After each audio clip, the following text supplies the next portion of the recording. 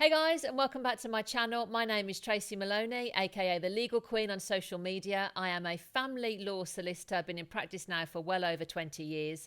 What you're about to see and hear is some of the live callers that dial into my Discord show each Wednesdays and Fridays, 12:30 till 1:30, so people's lunchtimes, so that they can ask me some family law questions or queries that they're having if they're representing themselves in court. So if you think this might benefit you, then hope you enjoy. Mun, you have just put your hand up, so whenever you are ready, I'm going to invite you to the stage. There we go. Whenever you're ready, ask me your question. Hello? I was gonna. There's a lot of misinformation. I thought I'll ask you directly. If you were never married via registration and you just had a religious ceremony, Yeah. is that recognized? Because what I'm hearing now is you can. It can be classed as a recognised marriage in the UK. No, it's not, Mun. I can jump in there and you don't need to tell me anymore. No, it's not. So the fact that it's not recognised as a marriage, if it's just a religious marriage, means that if the relationship breaks down, you'll be treated as just a cohabiting couple and not a married couple. And no, for those others of you that are listening, the law is incredibly different between the two.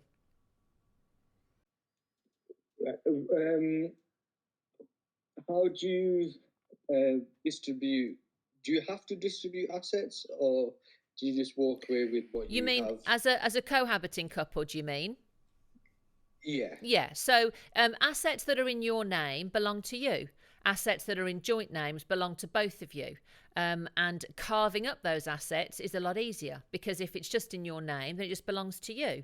It's very difficult for somebody who's been in a cohabiting relationship to try to make a claim against their partner's assets. So yes, it's a very sort of clean cut way to do it. Even if you have children together. Even if you have children together, yeah, absolutely. Do we have to take into account the needs of housing the children? No, not necessarily. Not when you're not married. No, absolutely not. If the other person can't afford to house the children, there are certain applications they can make, but that's a different question. But no, the court don't really get involved in that. When we're just talking about assets and a couple that aren't married, they walk away with what's in their name. Got it. Yeah, no problem at all. Well, thanks for sharing that question, Mun. I really appreciate it. No problem. Thank you. All right. Bye-bye. That was a really good question that Mun asked us there because the law is very different when you're living together and when you're married. I did a video a couple of weeks ago about is there such thing as common law man and wife. That myth still goes round and it scares me that people still think that there is such a thing. There is absolutely no such thing as a common law man and wife. So somebody on TikTok has just said, where do we ask the question? So we're over on the TikTok. We're over on the Discord. So if you come into the Discord and just search for the Legal Queen and then come into the lounge, you'll be able to ask me a question that way. Question on Instagram. I'm married, but our home is in my husband's sole name, as is the mortgage. Can he make me leave if I haven't applied for an occupancy order? So strictly speaking, he can ask you to leave, but do you have to go? Absolutely not. What you want to do is register your home right. So just because the house is in his name, because you are married, it's what we call the matrimonial home. So you need to be registering a HR1 with Land Registry. What that means is that if he tries to sell it, then you are going to be notified because he is able to sell it without your permission, without you having to sign anything, without your input. And of course, if he sells it and then goes and spends all the money, that's going to leave you in a tricky spot. So make sure that you register your HR1. If he asks you to leave, you simply say no. The matter has to be dealt with if you can't agree with the courts. And the courts will decide who gets what from that property. But don't be concerned that your name isn't on it, okay? As his wife, it's the family home, the matrimonial home, and you'll be entitled to a share. Somebody else on Instagram says, X has child arrangements order. Can he go back to amend it simply because he wants more access than what he originally agreed?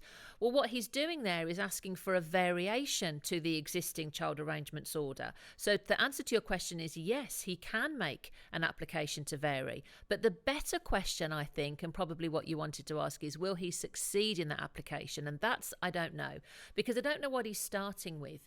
You know, if he's starting with alternate weekends and then perhaps 2 nights in the week that he doesn't have the weekend contact, that's quite a lot of contact.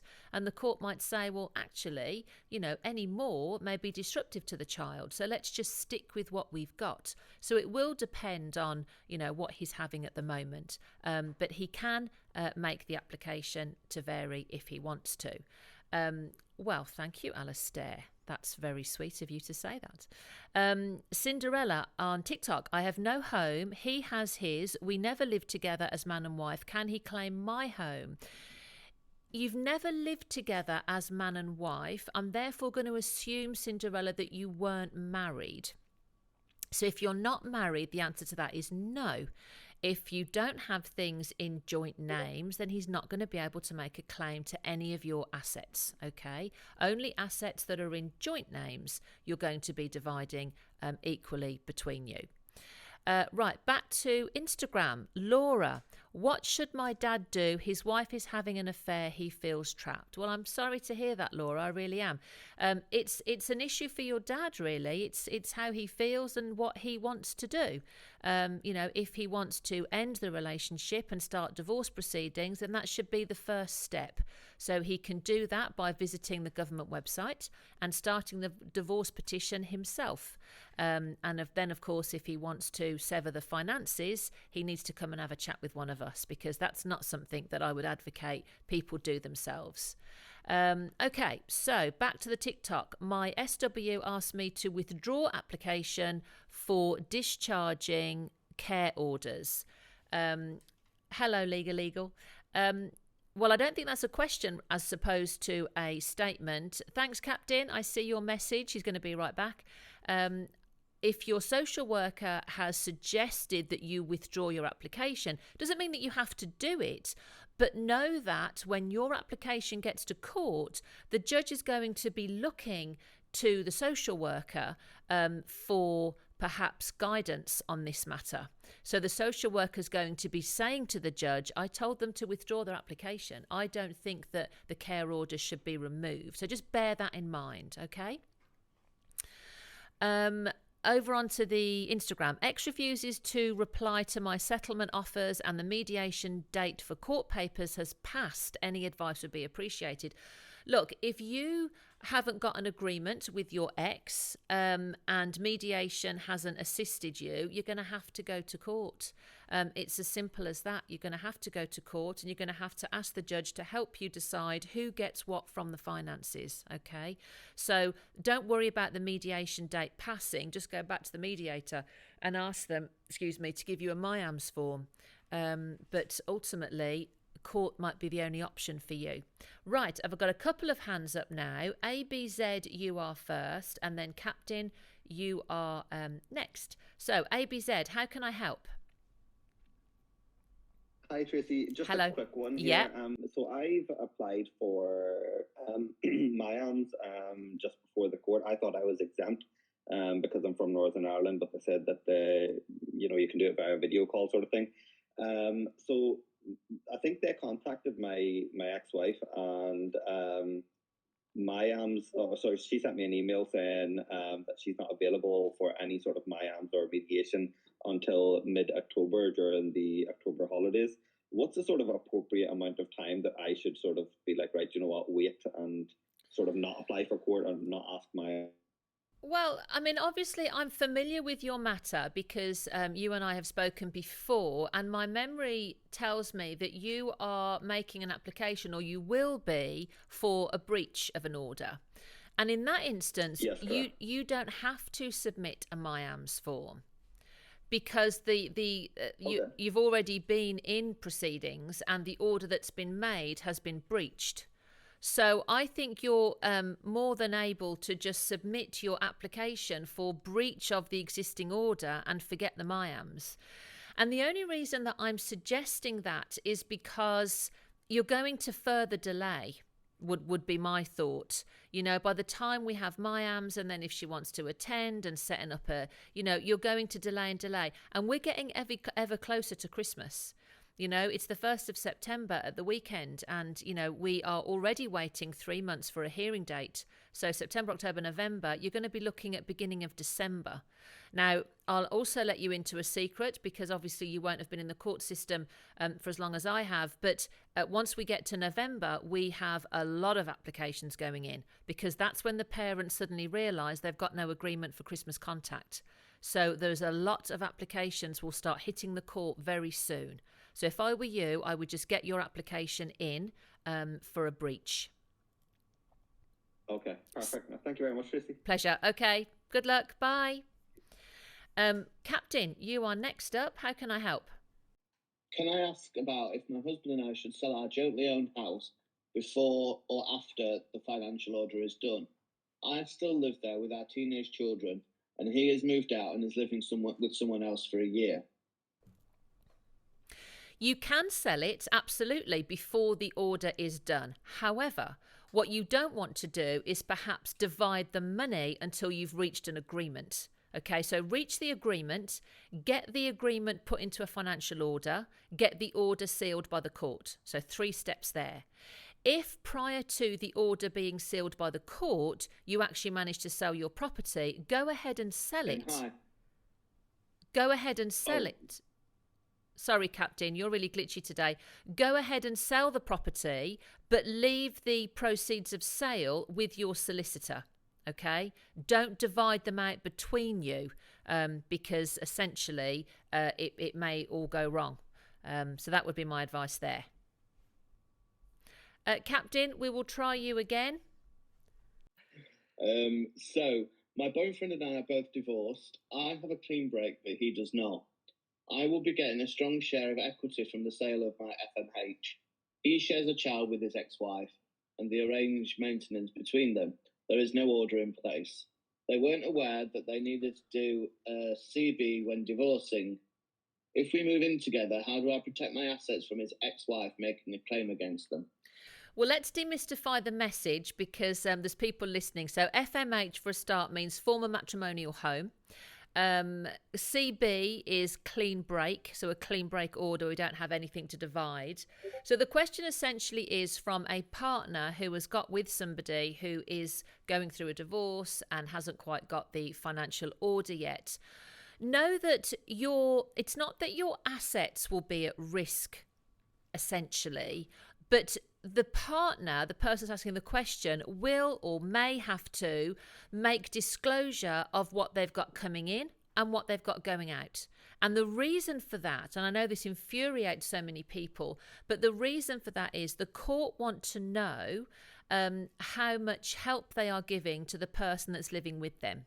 So, the ex that is going through the divorce is now living with this person, and they are contributing towards that person's housing needs. So they're sharing the rent or the mortgage, and they're paying half of the bills. So it may be that the court want to see how much that this lady or this person asking the question is earning. Her assets may come at risk in that the court may then view that if it's her house they're living in, that his housing needs are met, and then his ex gets more of the former matrimonial home because she needs it. Do you know what I mean? Yeah. So hopefully that helps her. Ex lives 1.5 hours away, has Friday to Sunday night with child arrangements in place. Son starting school next year. Is this too long for commute to school? Should I apply for a variation? Yeah, I mean, look, it's a bit long, 1.5 hours in the car to then go into school and start the school day could be considered a little bit long. Obviously, a question like that is very specific to your family. And And should you be applying for a variation? I take it you are thinking about going straight to court because your ex isn't going to be in agreement with you to maybe return the child on a Sunday evening. That would seem the more logical way round. And of course, if the other parent wants to be involved in school, then perhaps they can collect from school on the Friday, because the hour and a half going back home is okay. But perhaps it is a bit of a long start on a Monday morning. But that's down to your family, really, and what the child's used to. I'm going to come on to the TikTok and the Instagram. My wife says I'm not entitled to her 10-year pension before we got together. Is this true or not? Well, this is from Kathy, I think. If you've lived together, cohabited, as we say, and then you do a seamless transition into marriage, the period of cohabitation or living together is included. So I've actually done divorces where the couple have only been married for 2 years, but prior to that, they lived together for 18. So actually, we've got a 20-year relationship. And yes, Kathy, you are then entitled to those years of pension contributions that were made when you weren't married, but only where you have lived together. Okay, so hopefully that helps. Ex won't provide father with passport information of the child. Original order says he can take the child away. What application needs to be made, please, and chances of success? Well, look, that's the other parents being so petty there. You are doing a C100 application and you're asking the court for a specific issues order. The specific issue is that you need details of the child's passport. You need the child's passport. And moving forward, you want to be able to have that passport at least a month or two before travel, okay? So it's a specific issues order which you apply on the...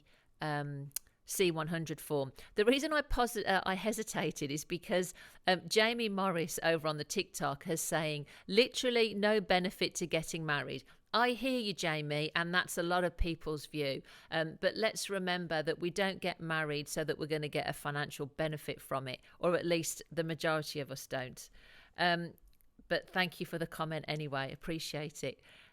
Captain, you have your hand up again. Did you have another question for me? I did. I've got Becky's question. Oh, lovely. Thank you. So Becky said, can you please ask where I stand? My husband has been having affairs and has left the marital home. The mortgage is in both names. It's going down. Emotional and financial abuse from him. He is now threatening to use his key to come into the home whenever he wants. Where do I stand with changing the locks, please?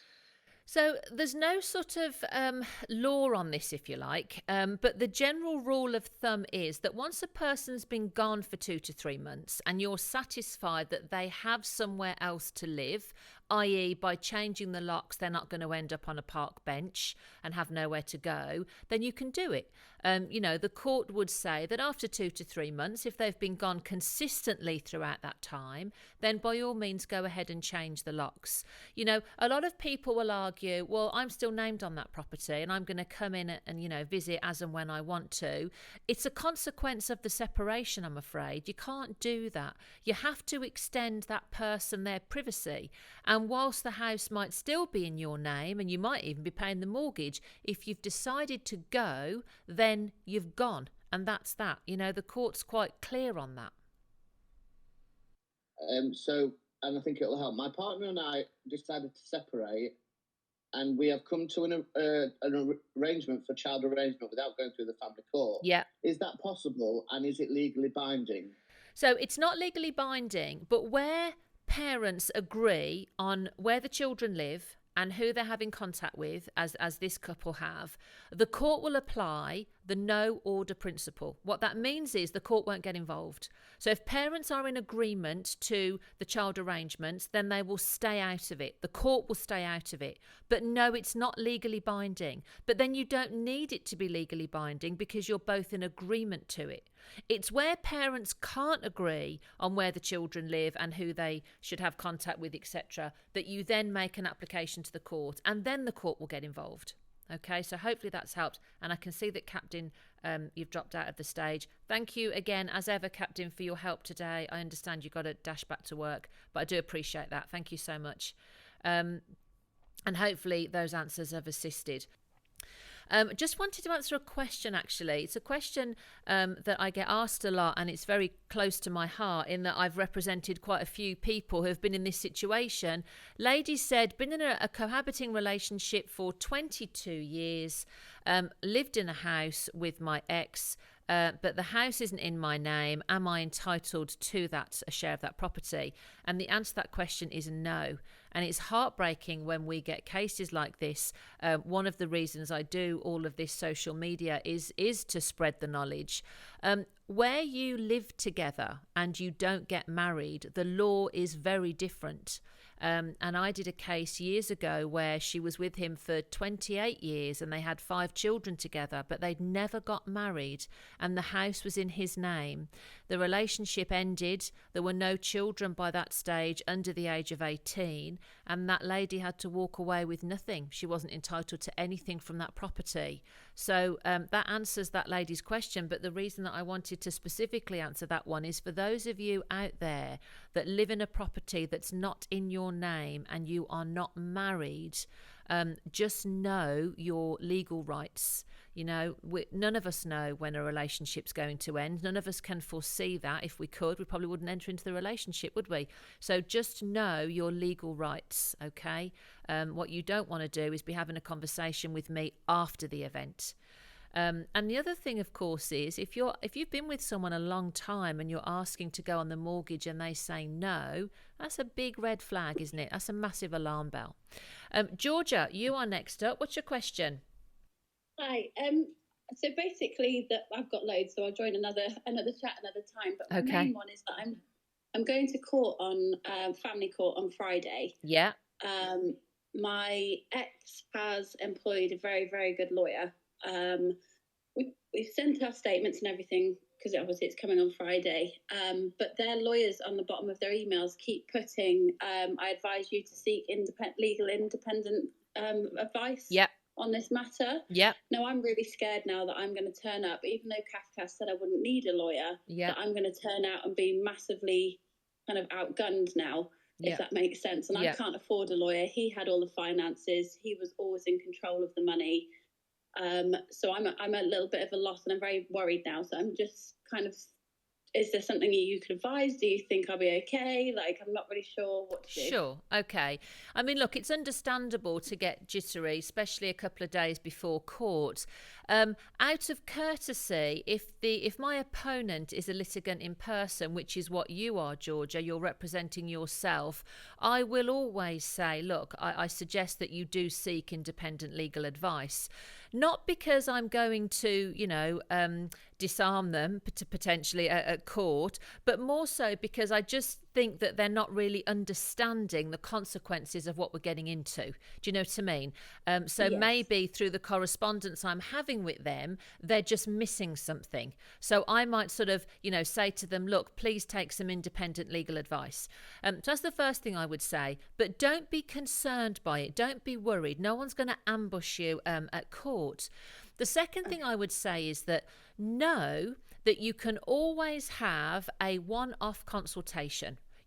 Just because you can't afford ongoing legal help doesn't mean that a solicitor doesn't want to speak to you. We do loads of one-off consultations at my firm where people want to speak to me or another solicitor or even a trainee solicitor. I have trainee solicitors in my firm that are really good and can deal with things like a children's application. They're a lot cheaper for the client, but they just need to get a feel for their success in court and what it is that they should be focusing on, the arguments that they need to be making.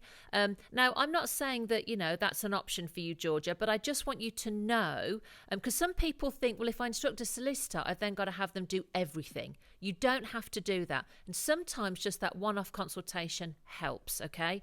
The other part of your question is, do I need to get a solicitor? I can't really answer that because I don't know anything about your case. And obviously I don't want you to share that with me on this public forum. So I don't know is the answer to that question. Okay, no, I completely understand. Yeah, maybe I'll go and see Citizens Advice or something tomorrow then, and see if there's something that I can, if they can have a look at it, maybe. Yeah, you can also, if you go onto Google and type in pro bono, PRO, new word BONO. And there's advocates out there that will give you some free assistance. They can be baby barristers. There's clinics where law students run clinics, and they'll give you some advice under the guidance of a qualified lawyer. So that can sometimes help as well. If you put in pro bono support, you may get a university or something nearer to you. There'll be a little bit more tailored towards family law than Citizens Advice. Oh, okay, that's lovely. Thank you so much. Pleasure. Thanks, Georgia. Bye. Thank you. Bye. So there we go, another live show. I really hope that you enjoyed that. And look, for those of you that are representing yourself in court, or you just want to know more about divorce, finances, children, don't forget to check out my website where you can download lots of free stuff. I've got some free guides on there. Or alternatively, I've also done some courses that can be a great support, particularly if you don't have a solicitor. And of course, if you enjoyed this video, consider giving me a thumbs up and subscribe, and you can leave your comments below. Cheers, guys.